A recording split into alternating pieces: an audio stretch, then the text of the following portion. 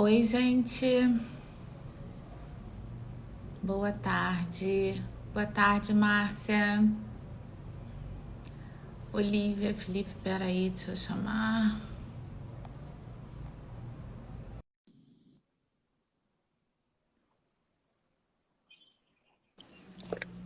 Oi.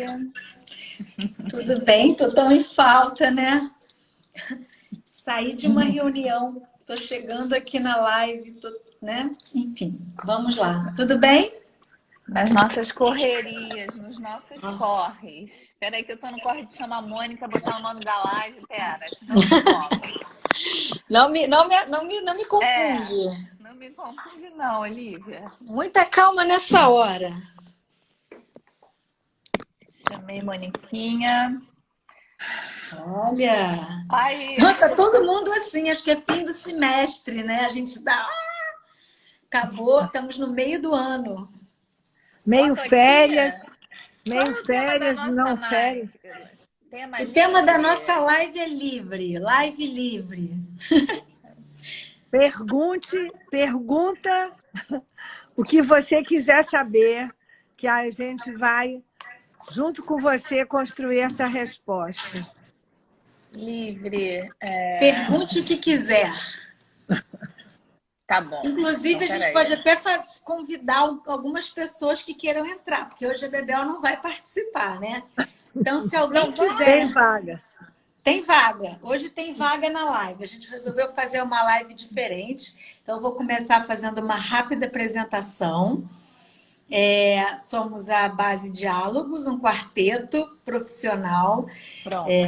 composto por uma advogada, duas profissionais de saúde e uma planejadora financeira, que hoje não vai estar com a gente. E estamos aqui para discutir, conversar, trabalhar assuntos ligados aos relacionamentos humanos e a importância do diálogo, né, que é nosso foco, nosso mote, nossa crença. Uhum. Então, estamos aqui Bom. para discutir. A gente tem falado muito de divórcio, né? A gente tem falado muito do fim do amor, de conversas difíceis, relação com Filhos. filhos. Pois é, a gente está querendo falar. Ih, a Bebel chegou. A gente está querendo Pois falar é, eu agora acho que de a Bebel vem. envelhecimento. Eu achei que ela não viesse, fiquei com essa impressão. Não, mas eu não sei se ela está assistindo ou se ela vai entrar. Ah, ela vai entrar. Tá. Ah, Está é. pedindo 2 minutos. Então, a vaga foi ocupada. Mas é interessante, a gente já pensou em fazer isso, chamar quem acompanha a gente que queira um dia entrar, fazer uma pergunta, contar uma história, a gente debater. Uhum. Estamos aqui ao vivo, né? Como é que é? Ao vivo e a cores. Ao Vivo vivo e e a a cores, a cores. Isso, queima-roupa. isso é de antigamente, né? Eu acho, ao vivo e a cores. Eu estava ouvindo a Olivia ali apresentando a gente, né, a questão do diálogo, etc. E eu fiquei pensando antes, não sabia muito bem o que pensar em relação a isso. E aí o que veio, assim, dentro do nosso tema, dentro dessa história do diálogo, o que bateu... Deixa a Bebel entrar, que eu falo de Eu uma vez entrei, só. meninas, vou ficar 2 minutinhos sem vídeo e já chego, mas estou ouvindo vocês. Tá bom. Beleza. O que eu fiquei pensando é como é difícil, nesse momento de decisão, de escolhas, de tomada de decisão, você se autoimplicar naquele processo, né? Eu hoje estava com isso um pouco, pensando nos clientes, pensando nas situações que eu estou envolvida, como é fácil a gente botar no outro, né? Culpar o outro, que tem uma parcela do outro, eu não tenho nenhuma dúvida disso. Mas como é difícil a gente se autoimplicar nesse processo.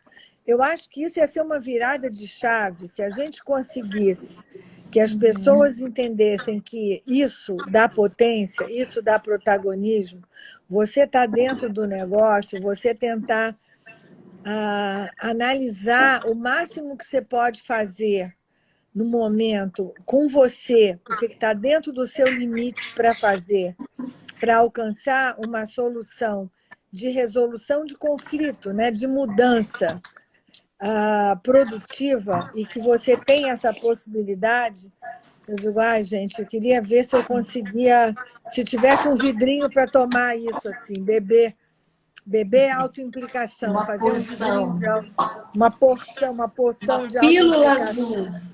pílula azul. Mônica, eu tô ouvindo você falando e eu e meus podcasts, eu tava ouvindo um podcast da Vera Iaconelli, uma psicanalista, e ela estava falando exatamente sobre isso. E eu, como tenho filhos pequenos, né, de 6 e 8 anos, e eles estão em formação, e o fato, eu acho que, né, de eu ser psicóloga faz eu ter um olhar para a psique e para a mente maior. Essa autoimplicação ela não é intuitiva, porque a criança, quando ela é pequenininha, se fala: meu filho, você deu descarga? Não. É a primeira coisa, do tipo, ele acha que eu vou brigar, né? Ou sei lá, e eu falo: meu filho, eu tô vendo que você foi no banheiro e você não deu a descarga, né? E aí você tem que ensinar isso, porque não é intuitivo você se autoimplicar, é realmente um aprendizado. Eu acho que é raro, eu não sei se vocês possam me corrigir, ter uma criança que vai se autoimplicar, você vai ensinar para ela a importância disso, enfim. Fala, Olivia. Não, eu tenho um palpite, né? Que é o que a gente começa quando vai estudar comunicação não violenta, a gente percebe, né? Que assim, por que é tão difícil se autoimplicar? Porque toda observação, toda autoimplicação, ela vem já acompanhada de uma punição, de alguma coisa que eu preciso, eu estou errado. E é justamente mudar essa forma de se comunicar, quer dizer, poxa, você não deu descarga, você está errado, você fez, né? Mas de explicar por que é importante dar descarga e fechar a tampa e nananã. Por exemplo, pegar esse exemplo que você trouxe, né? Para que a criança, que não é intuitivo isso, ela vá percebendo, sair do lugar do eu errei. E aí é uma bobagem isso, mas eu errei, eu mereço uma punição, eu falhei. Mas eu estou num processo de aprendizagem. Eu sou uma criança, eu estou aprendendo que eu tenho que dar descarga, eu esqueci, eu não estou adaptada ainda. E a gente encarar isso como outras formas, né, de educar, de comunicar, justamente para facilitar essa autoimplicação. Né? Por que a gente tem como uma comunicação sempre tão baseada na defesa, no ataque e na defesa, né?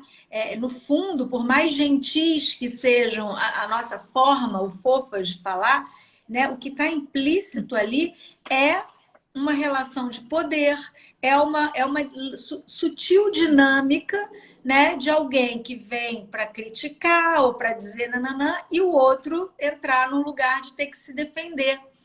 E isso é muito introjectado na gente, na nossa forma de pensar. Por isso é muito difícil se autoimplicar, né? Por isso a gente lida com o erro desde a escola, tudo, como alguma coisa que não devia acontecer.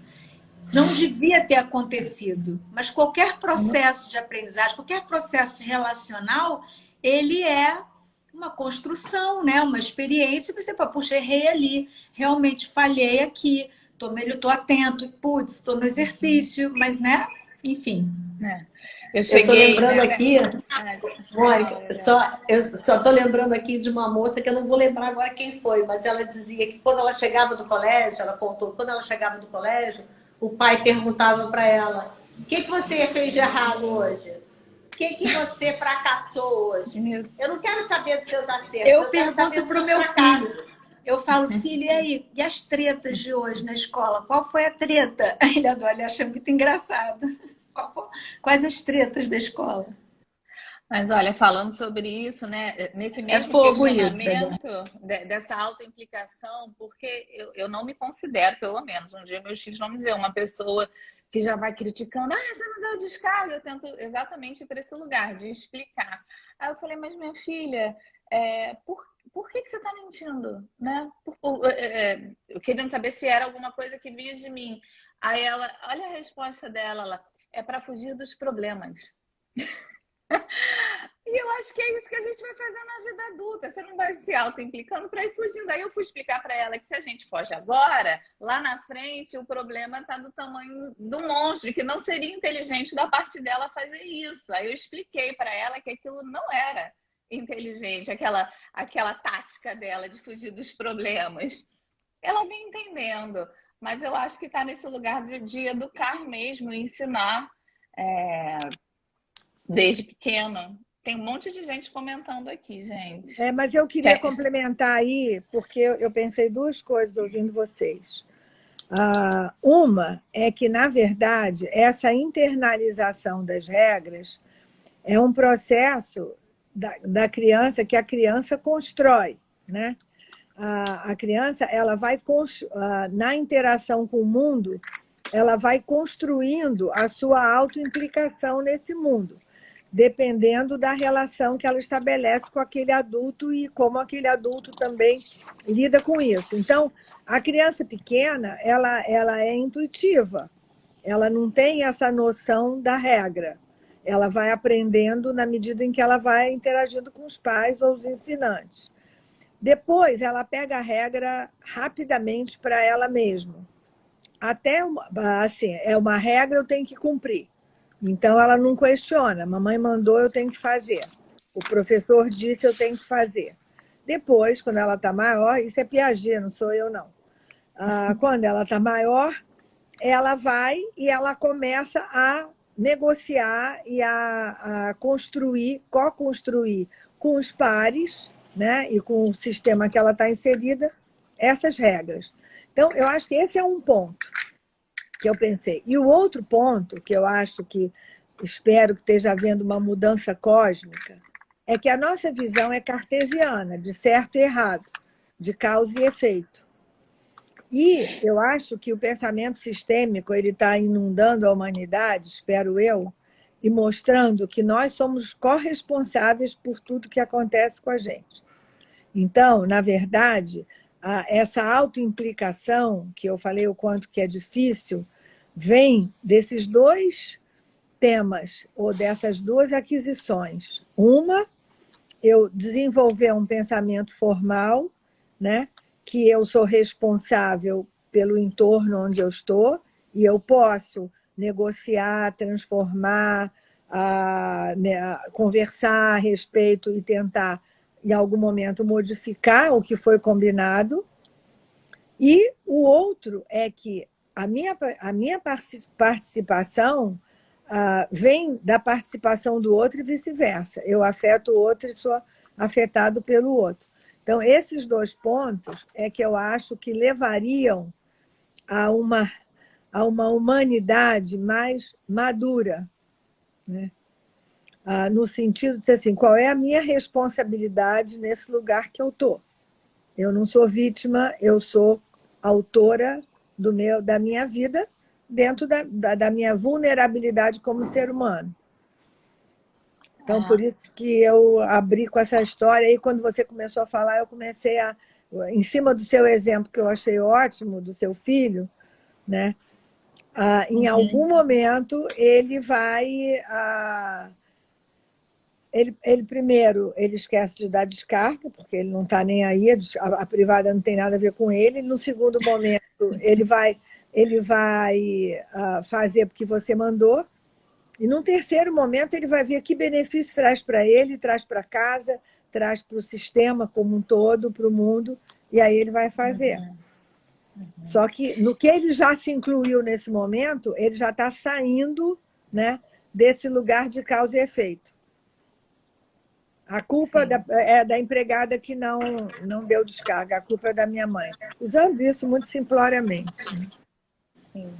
Eu queria aproveitar, eu sempre falo, né? A gente sempre fala, eu acho, daquele TED Talk da Brené Brown, que é O Poder da Vulnerabilidade. Quem ainda não assistiu, é uma dica que a gente deixa, que é um TED Talk maravilhoso e que ela fala, né, isso que a Mônica está falando, de como a gente se torna forte e potente quando a gente se auto-implica quando a gente consegue ver nossos lugares, nossa vulnerabilidade, enfim, nossas fragilidades, que a gente cresce quando a gente olha para esse lugar e aceita, né? Não nega, não tenta fugir.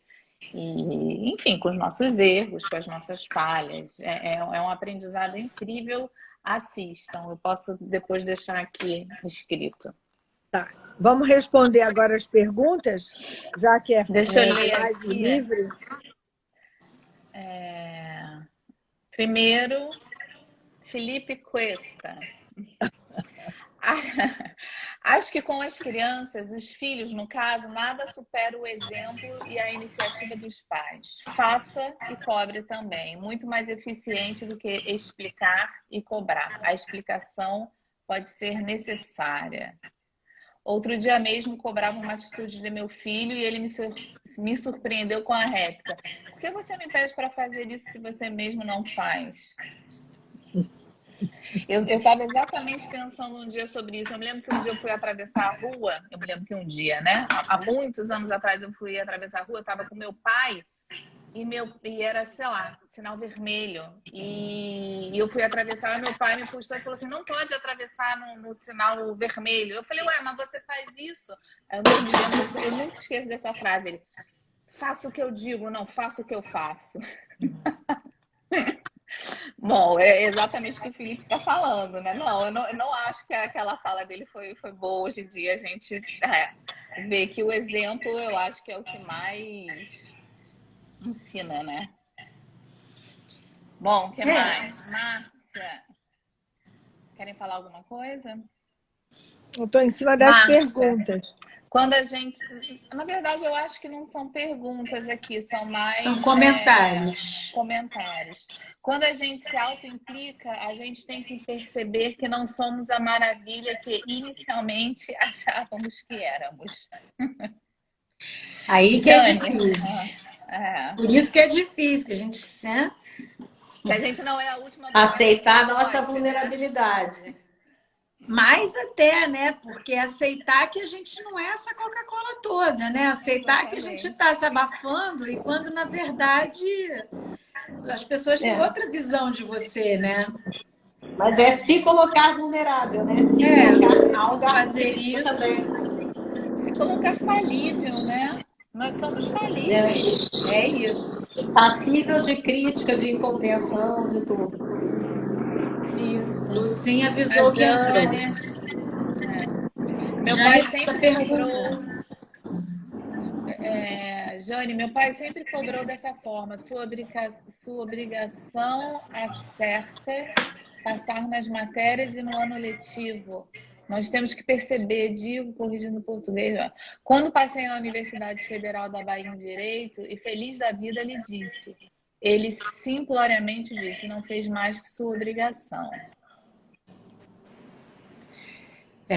E depois ela segue aqui dizendo: o que podemos dizer a um pai sempre cobrador, hierarquizador, que tolhe o outro, cala esse filho uma vida inteira e nunca lhe ver crescendo, construindo, vencendo? Quer dizer, um pai que cobra, que tolhe, que critica, que não dá atenção à voz desse filho e não curte, né? Não aplaude o seu crescimento, a sua construção, suas conquistas. Eu acho que é isso que ela tá dizendo, né? Como lidar com isso, com esse pai, né? Sim. A primeira coisa que me ocorre é pergunta para ele como é que era quando ele era filho. Como é que foi o pai dele? Como é que foi o avô dele? Como é que ele se sentia quando ele tinha a idade dela ou quando ele fazia alguma coisa errada mais novo, né?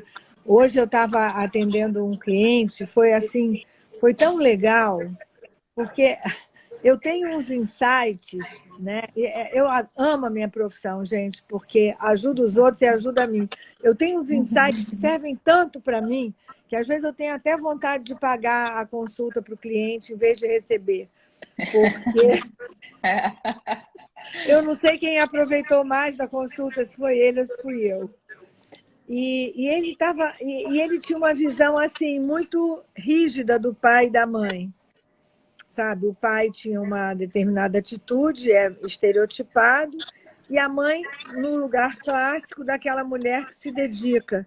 E aí a gente começou a desconstruir o que tinha na dinâmica dos dois, o quanto que um se alimentava do outro e o quanto que o outro precisou entrar naquele lugar para poder manter também até a própria relação.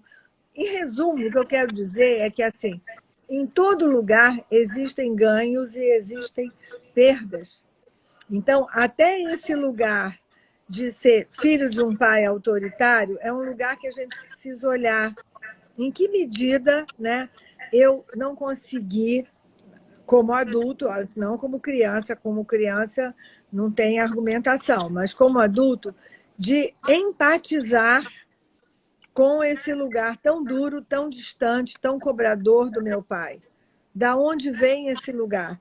Porque, sem dúvida, não é vitimizando o pai, nem culpabilizando, saindo desse lugar, mas entendendo o contexto. Eu acho que é essa grande angular que a gente abre para as redes em volta da gente, para o momento da cultura. O momento da cultura, o que a cultura valorizava, né? Até nessa conversa de hoje, eu me lembrei daquele podcast do Praia dos Ossos, quando ele descreve a sociedade carioca nos anos 70, que era a época que os pais dele tinham vivido. E quantas regras e quantas quadradinhos, em todo momento, né, bota você, né, naquela caixinha e você fica funcionando por aquela lente, sabe? A minha avó achava maravilhoso contar uma história que a comida do meu tio, ele não comia, ela botava na geladeira e dava no lanche. Aí botava na geladeira a mesma comida, sabe? Ela achava que aquilo era um modelo maravilhoso de educação. Deixar a criança com o mesmo prato, já que ele não comia, guarda e põe de novo o dia todo. Até comer frio. Nossa, isso é quase uma tortura. Quando que eu faria uma coisa dessa? Mas naquele momento, naquele contexto dela, ela estava fazendo o que ela achava que era o de melhor para aquele filho. É difícil. Eu acho que você falou uma coisa tão importante, né? A grande angular, né? Assim, adorei isso. Ampliar explica tanta coisa quando a gente olha para o contexto, né, em que as pessoas estão imersas, estão inseridas, né?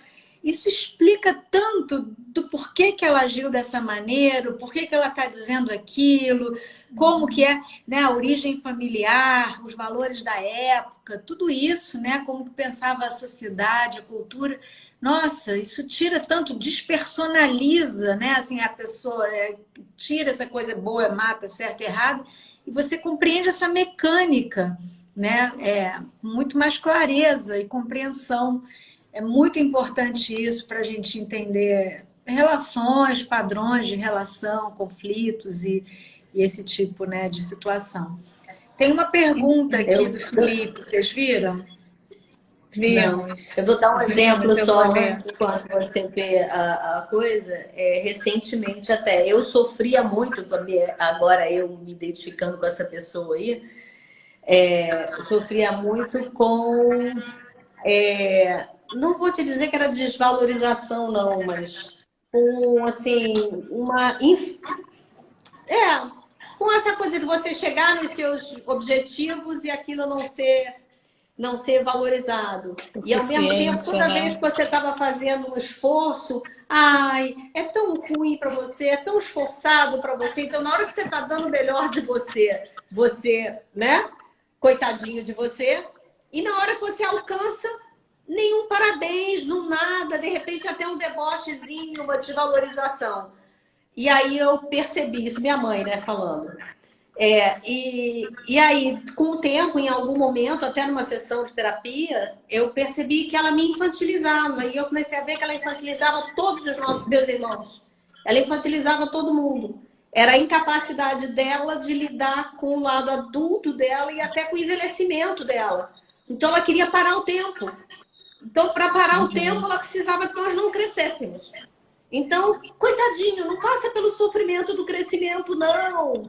Aí você cresceu e conseguiu? Ah, não tem tanto problema assim, né? Não é grande coisa, não. Continuam meus bebezinhos.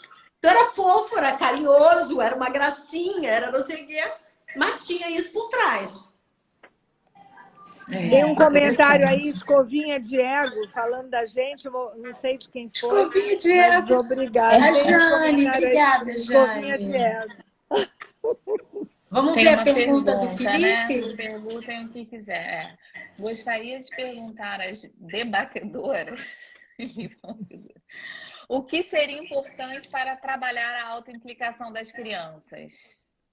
Quem começa? Sei lá, vou logo de pronto. Sei lá, é ótimo.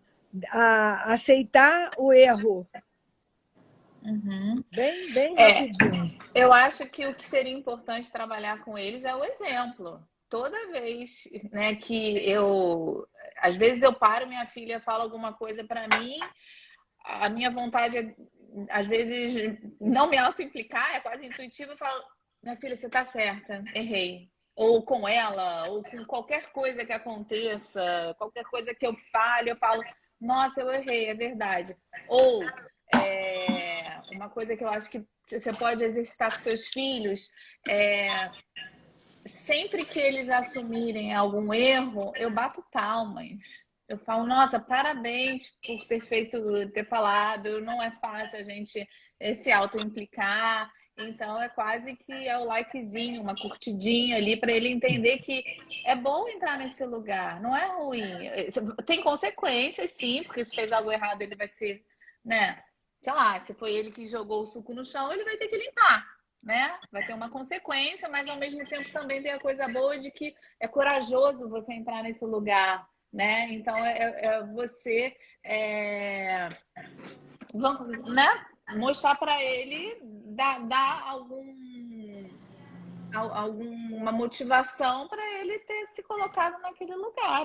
Aí, pelo hábito, ele vai entendendo, enfim, que há consequências boas também. Eu diria como a Mônica, de uma maneira mais, né, isso que você está dizendo também, Patrícia, mais concisa, talvez, que é naturalizar o erro. Valorizar o erro. Naturalizar o erro como uma possibilidade de aprendizagem, sem julgamento. Eu acho que assim, eu mantenho a minha palavra naturalizar, é natural, é próprio, é da nossa humanidade, é do nosso desenvolvimento. Não sei se valorizar, mas naturalizar como algo que é da nossa condição, que é, né, intrínseco, que a gente só caminha se a gente errar, que a gente só, né? E valorizar aí sim a capacidade de reparação, né? Isso que eu acho importante. Então, assim, o erro é natural, a reparação eu valorizo. Se eu derramei uma coisa, se eu quebrei, eu vou lá limpar. Se eu magoei, eu posso desfazer, eu posso pedir desculpa. Isso é você trabalhar a autoimplicação. Estabelecer com clareza, nas mínimas coisas, a relação de causa e efeito, de consequência, né? Então, eu dei origem para uma criança bem pequenininha. Se a gente bagunçou tudo, vamos arrumar, né? Alguém vai arrumar. Se derramou leite, pega a criança, ainda que ela faça de qualquer jeito, mas o exercício de ajuda a limpar aqui, vamos limpar para voltar. Então, eu acho que esse é um exercício disso, né? De naturalizar o erro acontece, ninguém está livre, nunca vai estar em qualquer idade, mas valorizar a capacidade de reparação. Eu acho que quando eu me referi a valorizar, não é dizer parabéns, você errou. Não é nesse sentido. É valorizar a oportunidade de você poder lidar com aquela situação. Nesse sentido. É isso, entendeu? então. Valorizar a capacidade de E dessa maneira está criando um ambiente de confiança, né? Exato. Errei, aprendi por que está errado, sou capaz de reparar, de limpar, de consertar, de desfazer, de fazer diferente, né? E, gente, eu acho que isso é muita educação, porque eu me lembro, né, quando eu era pequena, acho que todas nós, eu quebrava coisas, né? Quebrava copo. Criança não quebra o tempo. Eu levava um esporro, mas um esporro. tão grande que eu morria de medo. Então, quando eu quebrava, eu escondia. Se não tivesse ninguém vendo ali, eu escondia num canto para ninguém ver. Hoje em dia, na hora que meus filhos quebram, eu me lembro, aí é estudar a nossa história. A vontade é... Aí eu falo assim, não, meu filho, tá tudo bem, acontece. Cada vez mais, né? Você vai prestar mais atenção, eu não sei o que lá. Mas eles olham assustados e eu nem sou essa pessoa que fez. Porque né? Você imaginar uma criança vai quebrar um copo que ela quer, gente? Porque ela pegou lá o copo e quebrou? Não, né? E é isso, do educar. Aí a pessoa vai se auto-implicando, eu acho que na vida. Tipo, eu quebrei, errei mesmo, acontece, vou tentar melhorar, enfim. E eu acho que é muito isso do exemplo e tentar Eu não sei ver se como tem, é que... eu não sei se tem perguntas ou comentários aí que você queira fazer, mas eu tinha uma pimentinha. Tem Olivia uma do caiu, Guilherme. né? Vocês estão no Caiu. mesmo espaço, Bebel? Ela está aí junto de você, não? Estamos. Ela está na outra sala. Tá. Tem uma pergunta aqui do Guilherme. Eu Não, gostaria... a Bebel ia botar uma pimenta, é isso? Não, mas assim, a pimenta que eu ia colocar como é que a gente faz isso? Auto-implica na hora da birra, na hora do ou até pessoas mais velhas, na hora da não quero, da reação, quando as pessoas estão reativas, né? Como é que a gente busca elas para se auto-implicarem? Eu acho assim. Primeiro, fala, Paty. Não, é só para entender quando você está entendendo que é uma autodefesa, não assumir o erro, ela está se defendendo. É uma medida protetiva? É isso que você quis dizer nessa birra? Foi isso? Ou a birra da criança, ou uma atitude de um adulto qualquer que é danosa para os que estão à sua volta, mas que é baseada em algum interesse ou em alguma necessidade não atendida, quer reconhecimento, quer alguma coisa. Porque como é que aquelas pessoas também se colocam naquele lugar, né? Ela tem participação no lugar que ela está. Tanto a criança que está fazendo a birra, quanto a... Entendeu? Eu acho que assim, a birra, eu não sei, eu poria numa outra categoria, em termos de erro. Gente, eu tenho que chamar a Olivia, por isso que ela está dizendo, caiu. Eu não ouvi, me chama. Gente. Não está aparecendo. E para mim não está aparecendo os ela comentários, tá lá, me então chama, eu não... Caí. Ficou de castigo. Olivia. Ficou de castigo. Gente, eu aqui. Patrícia que esqueceu. Olivia. E eu tô aqui com as perguntas. Eu não tava... Foi mal. Vamos lá. Vamos na pergunta que estava. Não, eu estava na da Bebel, que a Bebel trouxe um exemplo de birra e um exemplo de adulto autoritário ou rígido na posição. Eu acho que a questão da birra, eu não sei se é um erro. A birra é um estado emocional de descontrole que acontece em uma criança que ainda não tem maturidade para expressar de outra maneira. Então, eu deixaria isso pendurado no varal. Tá. O adulto, né, ou qualquer pessoa que fica numa posição rígida, permanecendo no erro, eu vejo, devem ter outras formas, a que me ocorre inicialmente é eu me falar como é que eu me sinto naquela situação frente ao que está acontecendo, o quanto que o que ele está fazendo me afeta, né? Claro. E eu falar de mim, em vez de apontar que ele está errado, que ele tem que mudar o comportamento. É o que me ocorre. Bom, bem PNV pura. Exatamente. Na veia. Eu acho muito difícil a convivência com pessoas que nunca assumem nada, né? Os senhores da razão. Mas tem uma pergunta aqui do Guilherme. Eu gostaria de saber o que pensam sobre o castigo nas crianças, inclusive o físico. Eu já fui quase que apedrejada aqui nesses 4 quadrados quando eu disse que eu dava palmada no meu filho quando ele era pequeno. Eu não estava nesse 30 anos atrás, gente. Eu dava Eu, palmada no meu filho. eu já corri atrás dos meus com o tamanco do Dr. Scholl na mão. Não bati, mas corri. Ah, Mônica, não bate. Sabe o que que eu Você acho? Então, posso Eu já comentar quebrei o então? tamanho do Você Dr. Show nunca na deu. cabeça da minha irmã. Que isso? Você nunca nunca deu uma palmada nos seus filhos? Mônica, Lobo? Cascudo. Coque. Coque. Era o que Eu ela... nunca dei. Eu Dedinho nunca assim, dei. tuque na Eu já cabeça. eu já tive muita vontade. Mas eu não dei. Porque aí eu vou falar o meu pensamento. Porque eu acho. Primeiro que eu não acho que vai ser corretivo, né?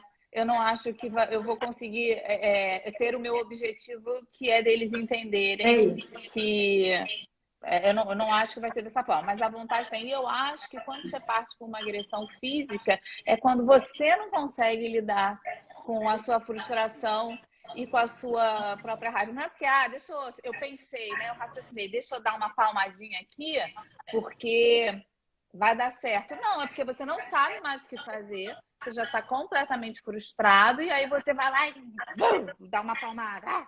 E aí, né? Então, é É por isso isso. Gente, que posso contar uma horrível que eu fiz? eu Eu fiz acredito uma que não horrível com meu funciona. filho. Conta, Meu Bel. filho, ele conta até hoje isso e eu sei que eu fiz, mas ele parou de fazer. Ele começou a morder os amiguinhos no colégio e me morder. Aí teve uma vez que ele veio, me mordeu, eu mordi de volta. Eu mordi de volta e ficou meu dentinho assim na bunda dele, que eu ainda peguei a parte mais carnudinha, né, pra poder... É a Não, nossa mas eu acho. bebélica. É Nunca a mais bebélica. mordeu ninguém. Nunca mais mordeu ninguém. Olha só, eu concordo totalmente com a Patrícia. Às vezes que eu dei esses coquinhos e corri atrás, era um descontrole meu. Não tem nada a ver É. com uma forma de educar.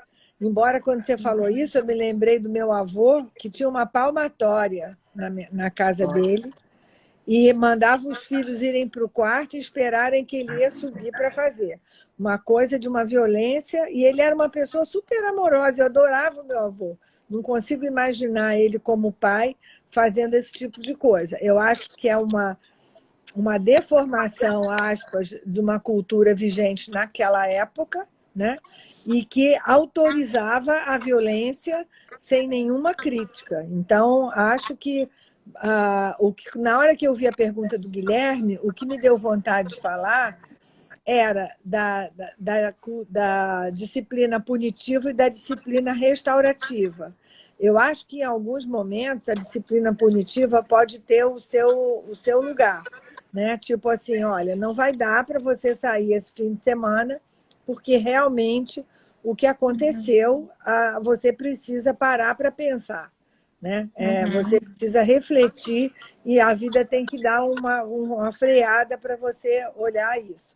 Agora, a disciplina restaurativa, em qualquer situação, eu acho que dá potência para o ato no sentido positivo. Um ato negativo de um erro, em vez de levar uma palmada, reconstruir aquilo dentro do possível, restaurar uma relação dentro do possível, traz uma positividade, exatamente aproveitando aquele erro ou aquela ofensa ou aquele maltrato como uma... Olivia caiu de novo. Como uma possibilidade de aprendizagem. Então, eu acho Vou que ver o se ela quer vir castigo... para cá. Eu acho que o castigo... Talvez na minha sala, Bel, talvez esteja pegando melhor. Eu vou chamar a Olivia aqui. O Felipe escreveu aqui, né? Deixa eu chamar a Olivia antes, espera aí.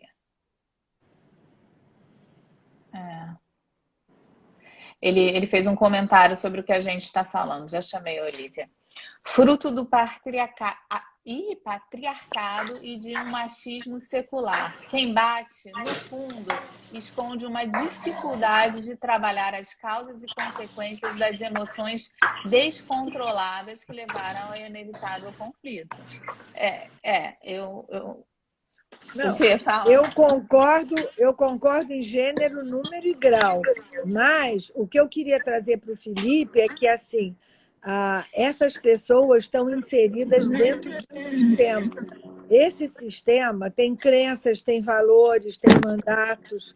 Então, assim, a complexidade é muito grande disso. A violência, muitas vezes, foi reforçada na infância, foi reforçada exatamente nesse machismo.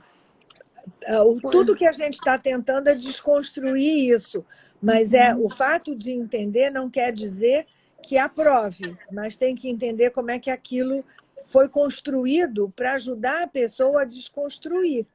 Porque, assim, Sim. cultura, todos nós temos a cultura, a gente não, às vezes não percebe onde que bolha que a gente está, né? A gente não percebe a nossa bolha. Sim. Bom, eu perdi um pouco, né, nessa caída e voltada, só queria comentar, assim, concordo com vocês, acho que a gente focou muito até aqui no castigo físico, mas o castigo ele também pode ser de outra ordem, né, como você falou, Mônica, vai deixar de passear, vai deixar de jogar videogame, né, ou de usar o telefone. E eu sempre também me chamou muita atenção, e uma vez eu li sobre qual a relação que o castigo tem com o ato. Às vezes é uma coisa completamente desconectada, e com crianças pequenas faz o menor sentido ainda, né? Sei lá, você não quis comer, às vezes a gente ouve uma coisa, não vai jogar videogame, uma coisa que não tem nenhum nexo, sabe, nenhum senso de deixa eu refletir. Então, que de novo, eu acho que um grande aprendizado, né, uma coisa da educação é essa da consequência. Meus atos têm consequência, né? O que eu faço, se eu estou pagando um preço por ter feito alguma coisa, e meu pai acha que, ou minha mãe, que eu tenho que, né, parar para pensar, escolher aqui o quarto escuro, ou sofrer alguma punição, o quanto a punição é de fato educativa, né? Então, essas são reflexões que a gente precisa ter. As palavras podem ser muito violentas, né? Assim, e a gente ampliar isso. Claro que o castigo físico explica e constrói nada, né? É uma violência que, enfim, sofremos, reproduzimos, mas a gente hoje compreende que a gente precisa de outras estratégias para se relacionar. Existe uma vez eu li sobre uma pesquisa falando de reforço positivo e reforço negativo, né? Com crianças, na educação, de que o reforço negativo se você não tirar uma nota boa, você não vai jogar videogame. Você está reforçando para ela fazer alguma coisa negativamente. O reforço positivo se você tirar uma nota boa, você vai poder jogar videogame também, sei lá, XYZ. E na pesquisa falava que o ser humano funciona muito mais, ele aprende muito mais com o reforço positivo do que com o negativo, né? Então, você tentar reforçar positivamente. Por exemplo, premiar, estimular, reconhecer. Outra coisa é que com crianças pequenas eles não têm noção do tempo, né? Tempo e espaço. Então a criança fez uma coisa, você fala, você vai ficar uma semana sem ver televisão, né? Uma coisa que ela fez no sábado. Ela não entende o porquê daquele sofrimento durante tanto tempo. Eu me lembro que uma vez eu fiquei de recuperação e minha mãe me deixou um mês de castigo, eu não esqueço disso. E eu não pude ir no Rock in Rio. Eu tinha 13 anos, eu não esqueço até hoje, do tipo, era a minha banda da vida. E eu acho um absurdo isso que ela fez. Até hoje eu não acho que ela me reforçou isso positivamente. Eu acho até que eu repeti de ano na época, não sei. Mas foi a forma como, sei lá, ela achava que estava fazendo o melhor, né? Ela acreditava que aquilo era o melhor. Eu não acho que foi. E é difícil também, né, de você saber, né? Por isso a gente vai aprendendo, lendo e vendo o que funciona, o que não funciona. E eu acho que ter uma leitura dos filhos. Eu acho que uma coisa que funciona com um filho, às vezes, talvez não funcione com o outro. Então é muito importante você ter uma leitura do seu filho, né? Não sei, tem um negócio aqui, quanto mais baixo... Se fala mais alto, mais impacto se causa. Ele estava falando no comentário anterior que gritos descontrolados em tom de voz alta como forma de impor autoridade perante crianças também me parece um comportamento deletério para os pequenos. Em todas as situações, a gente está falando muito mais do descontrole, como já foi dito aqui, né, do próprio adulto, do que da criança em si, do que ela fez, de se aquilo vai ter um impacto, né, de educar, porque aquilo é uma coisa completamente, enfim, que não aponta, né, não constrói uma criança, adulto gritando com criança pequena, fala desse nervosismo, né, da incapacidade desse adulto de se manter no lugar de adulto, né, e de controlar né, a sua criança, né? Então ele se iguala, ou ele, né, entra em parafuso e perde completamente o prumo. A mordida né? do Eduardo, eu igualei a ele, fui para a mesma idade. Bebel, pois Bebel. Mas olha só, eu queria falar uma coisa sobre isso. A pessoa que perde o controle, esse é um ponto que eu quero falar adoro sobre falar. A pessoa que perde o controle, perdeu o controle. Alguém tirou o controle dela. Abala a estrutura funcional de uma família, porque quem tem que controlar são os pais. Se a criança tira o pai do controle, inverte-se essa família e a criança fica mais poderosa, ou adolescente, que sei eu. Então, assim, às vezes é melhor não falar nada, parar para pensar, dizer que vamos conversar depois, que no momento eu estou muito aborrecido, não consigo falar, e já estou pensando mais nos adolescentes, do que deixar, né, sair toda a emoção que aquele erro do seu filho provocou em você, e você não conseguir ter equilíbrio e perder o seu controle. Passei do ponto, fiz o que eu não podia. Né? Eu já contei essa história algumas vezes. Uma vez eu acho que eu não bati, mas eu briguei tanto com a minha filha, achei que eu passei do ponto. Eu fui no colégio dela na hora do intervalo pedir desculpa. Pedi à coordenadora para pedir desculpa porque eu achei que eu tinha exagerado. Então, essa perda do controle vai acontecer, porque também não somos robôs e às vezes a gente acontece, mas usa isso como uma maturação daquele sistema e uma autoimplicação em relação aos seus filhos, não justificando a falta deles, mas trazendo a sua parte, como é que você reagiu àquilo e como é que são as relações, que eu acho que é uma maravilhosa lição de relacionamento que você pode dar para o seu filho. Eu tenho uma pergunta, o meu não é nem comentário, eu quero fazer uma então deixa eu pegar o gancho aqui na Mônica, porque eu acho isso também um tema muito importante, né? Até a gente que trabalha com conflitos e com pessoas que chegam, né, de uma situação, perder o controle com o filho, né, não é desejável, não é ninguém quer, a gente está colocando, mas acontece, assim, como a Mônica falou, é da nossa humanidade, né? Eu uma vez tinha uns 11 anos, saí de uma festinha, meia-noite, naquele tempo não tinha celular, não tinha nada, não sei como é que foi a história, não avisei para minha mãe foi me buscar, o Olivia foi embora, ninguém sabia dizer com quem, né? Eu tinha uns 11 anos, minha mãe chegou em casa, eu já estava em casa, eu peguei uma carona, e ela estava louca, e ela me deu uma mordida, Bebel, ela veio em mim, ela estava tão louca que ela mordeu meu braço. Então, assim, ela perdeu o controle, claro, e ela estava, né, não estou querendo justificar, mas, assim, eu já perdi o controle, eu já me exaltei, né, todos, né, e aí eu acho, Mônica, que você trazer isso, como a gente falou lá no início, naturalizar de alguma forma, também se acolher, dizer, eu perdi o controle, e ser capaz, de novo, de, com seu filho, né, depois, desfazer isso, explicar o que te...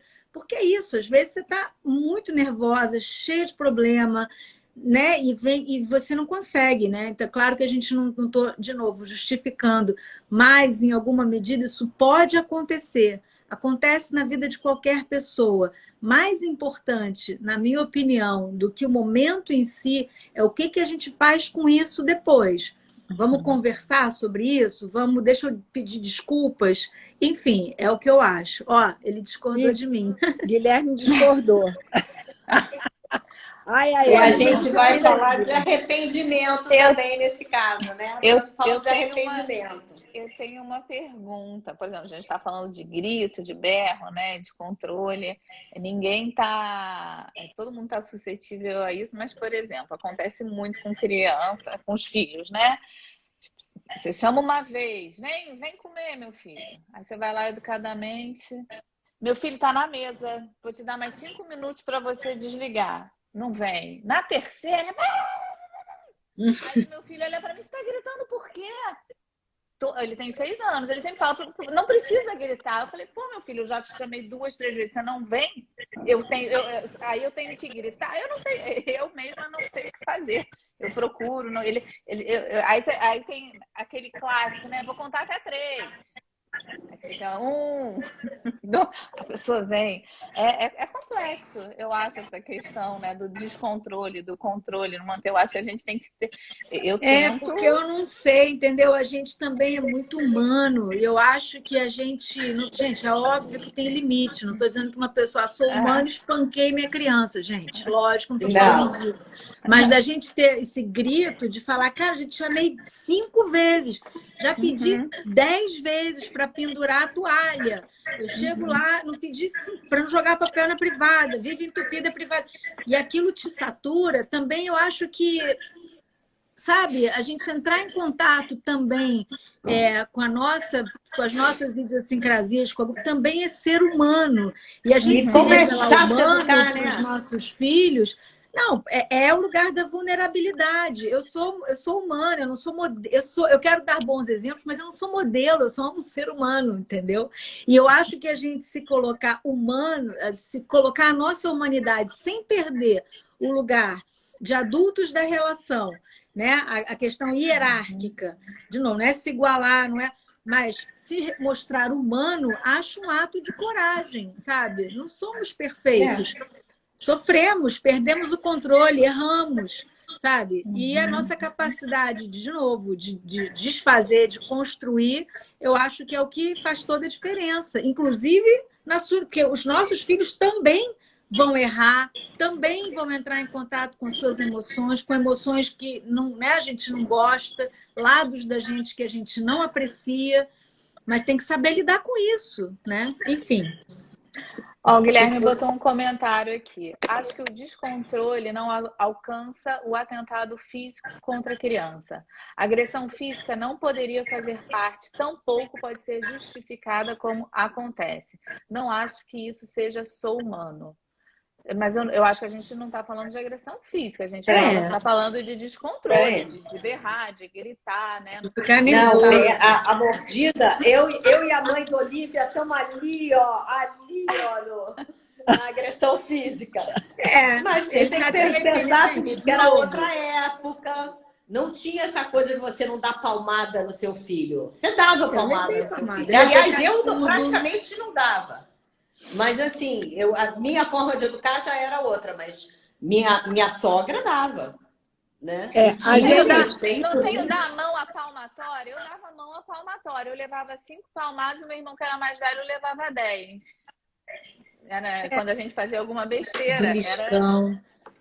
O que a gente está trazendo, o que o Guilherme traz, né? Eu acho que é uma coisa que hoje em dia é muito clara, como vocês estão falando, né? É inadmissível e acho que mas que isso há 50 anos atrás, 40 anos atrás, não era essa leitura que a gente tinha, né? Graças a Deus que as coisas estão se modificando, mas eu me lembro, agora falando disso, essa visão mais de vulnerabilidade, de humanidade, preservando a hierarquia, como a Olivia diz, era vista nos anos 60, 70, como um modelo de tipo Summerhill. Era um Summerhill. Salve-se quem puder, criança sem hierarquia, era a falta de hierarquia, era uma coisa que tinha uma briga conceitual entre os educadores do que era a forma de educar, né? Eu acho que tinha muito isso mesmo, sabe? Tinha uma parte que era o educar rígido e o outro que só não queria o rígido, mas também não sabia como é que era para dar limite. E os limites ficaram muito frouxos para muitas pessoas, porque é difícil dar limite, perceber o limite e, aspas, impor, né? Educar no limite, dar o seu espaço. Então, eu acho isso tudo difícil. E eu vejo vários pais acomodados em não querer ter trabalho. Entrega uma tela de computador para um filho ao invés de educar ele a se comportar na mesa. Né? Toma aí uma tela de computador, se distrai enquanto eu estou aqui. A gente está entrando em outro tema que também é importante, né? Que é essa questão do limite, das regras, de como é que funciona, né? Uma coisa é quebrar a regra e como é que você vai fazer com que ele reveja a regra. Outra coisa é não ter regra, você soltar a rédea porque você não quer se aborrecer, porque vamos combinar que é cansativo, muito cansativo, você educar filho. Eu chamei de chato aqui, mas você tem toda razão. Às vezes é cansativo. Naquela idade do não, quero pegar, quero tirar, quero isso, aquilo, você está o tempo todo dizendo não para a criança. Eu me tornei uma chata. Eu me senti uma chata. Porque eu era aquela que estava sempre dizendo, não, meu filho, não pode pegar esse trequinho na mesa, não pode pegar aquilo ali. E só né, falando, né, o Guilherme botou sobre, né, o anacronismo, que antigamente, como a agressão física era aceitável, né? Não era considerada agressão. Pelo contrário, né? Falavam que era forma de você educar, né? Tanto que tinha ajoelhar no milho, dar a mão à palmatória, levar surra de cinto. As pessoas davam surra de cinto. Então escondia o descontrole do adulto. Quando ele não tinha mais rédeas sobre o que estava acontecendo, então agora eu vou te dar uma surra de cinto. E botava toda a raiva ali. E isso é muito traumatizante. Eu vejo adultos muito traumatizados com essas agressões físicas que foram sofridas, mas que na época, né, eram tidas como... Isso fala muito do momento, aquilo que a gente fala, né, Mônica? Já viram que não funcionou, né? Da moral, né? Assim, então a criança, o adolescente passa a seguir a regra pelo medo da punição e não por uma compreensão do porquê daquela regra, né? Do porquê daquela norma. Então, a gente vai também avançando como sociedade, os nossos valores, não é por acaso, né? Que hoje a gente escolhe o diálogo aqui para discutir, para colocar, para trabalhar essa compreensão, né? Essa internalização de regras, né? Como sendo alguma coisa que eu obedeço por uma consciência e não pelo temor da punição, né? Mas pela consciência do sentido da regra. Então, eu acho que esse que é o lugar. E eu acho que assim não justifica em absoluto, eram atitudes agressivas e violentas, né? Sem dúvida alguma, nada que não causasse trauma, mas eu acho que é importante também para a gente poder sair do lugar de vítima, entender o contexto onde aquilo acontecia, as lentes, e conseguir perdoar, né, os nossos avós ou os nossos pais por aquela atitude que eles tinham, que eles estavam, na visão deles, cuidando. Então, eu acho que talvez é uma coisa que a gente tenha, às vezes a gente se apropria de um conceito novo que a gente acha muito mais humano, muito mais justo, muito mais real, e a gente condena tudo que veio atrás, mas a gente chegou nesse porque a gente conseguiu questionar, olhar e mudar. Então, assim, ter um olhar... Não, e a gente precisa pensar o que os nossos netos vão achar absurdo que a gente pratica hoje. Isso. Muito bem, muito bem. É por aí. Entender que a gente, na verdade, está buscando o que a gente acha que é o melhor, mas que nem sempre a gente vai conseguir fazer o melhor. A gente não tem lentes porque não temos crenças do que algumas atitudes que a gente está tomando, achando que Vão é ser senso comum. lidas, vão ser interpretadas, lidas no futuro, né? O que hoje vai ser muito estranho daqui a 50 anos. Nossa, em 2022, eu digo isso em relação a as pessoas litigavam para se separar. Para mim, isso vai ser fato, isso vai acontecer, não tem a menor dúvida.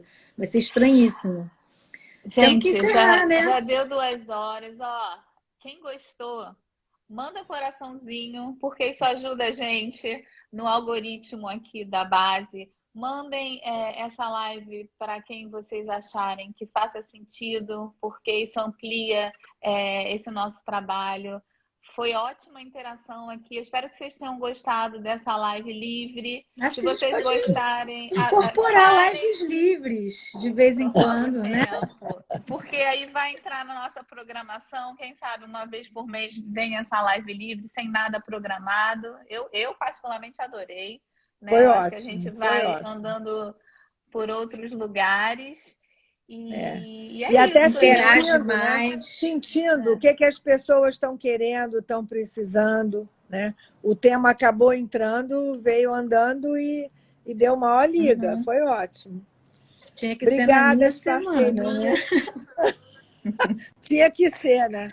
Tinha que É ser. assim que funciona. Acontece uma coisa, a outra tem uma ideia, puxa daqui, puxa dali e vai, surge. Pum. Foi muito bom, adorei. Obrigada, gente.